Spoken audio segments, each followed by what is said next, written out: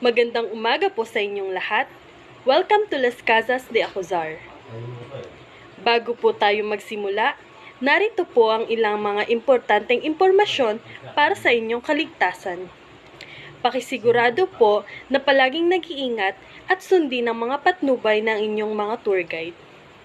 Kung may emergency, i-report po ito agad sa amin.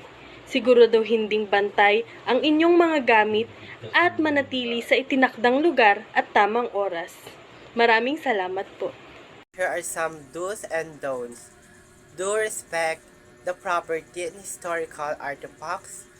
Do keep the place clean by disposing trash properly. Don't touch or sit on delicate artifacts. Don't stay away from the group, lalo na kung hindi mo alam or hindi mo kabisado ang lugar. Las Casas, a city in the Philippines, has various policies promoting governance, environmental protection, and social welfare. Here are some key policies. Number 1 is governance. Anti-corruption policy prohibits corruption, graft, and unethical practices. Transparency and accountability ordinance. Ensure public access to government records and transactions. Citizen participation ordinance. Encourage community involvement in decision-making. Number 2 is environmental protection. Solid waste management ordinance implements waste segregation, recycling, and proper disposal. Environmental impact assessment ordinance regulate projects' environmental impact. Tree planting and green spaces ordinance promotes reforestation and urban greenery. The third one is social welfare. Senior citizens ordinance provide discount, benefits, and service for elderly residents. Persons with disability PWD ordinance ensure accessibility, employment, and social services. Gender and development ordinance promotes gender equality and empowerment. Kasabinan.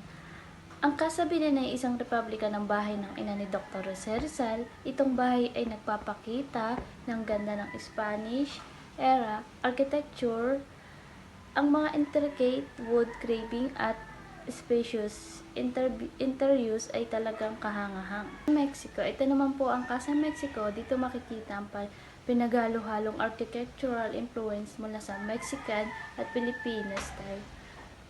Ang intricate accessories, tiles at wrought iron balconies and pangunahing features dito.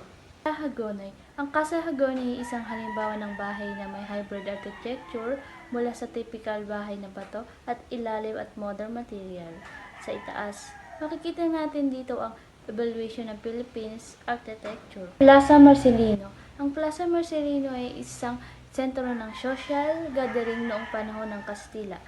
Dito nagaganap ang fiesta at iba pang cultural events.